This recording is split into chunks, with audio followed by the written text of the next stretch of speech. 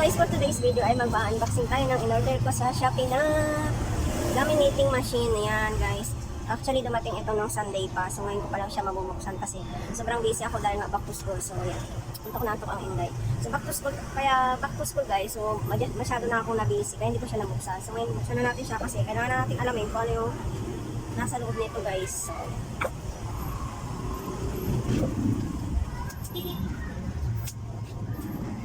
So, sirain na natin. May in-unboxing ako in-order ko din sa Shopee guys.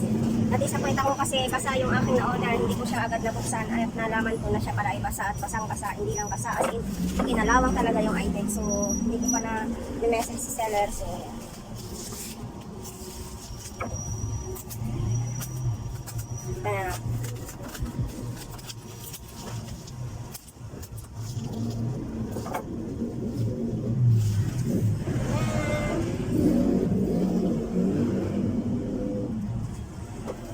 Bakit kayo parang napipiit? So, lumasan natin siya.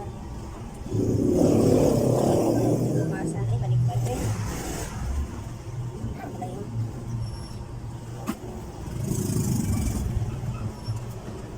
Pangalan niya ay Maya.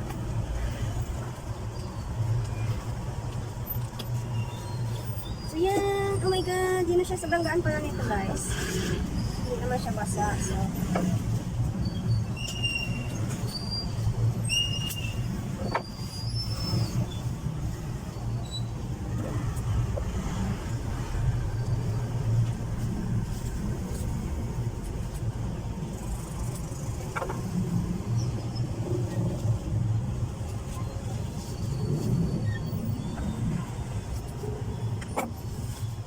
ano kaya ito gagamitin? Ay, ang ganda. Sana maganda din yung ano niya.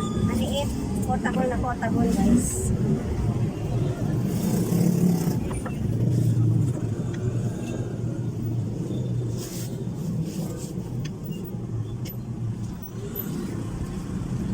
Ano kaya gamitin to? Hindi ako marunong. So, aaralin pa natin guys. Yan. Isasaksak. Tapos, paano kaya mag-ano? Saan ba yung manual nito? Tay tayo dyan. Ayan. So, babasahin natin siya mamaya para malaman natin yung paano siya gamitin. Naantok talaga ako.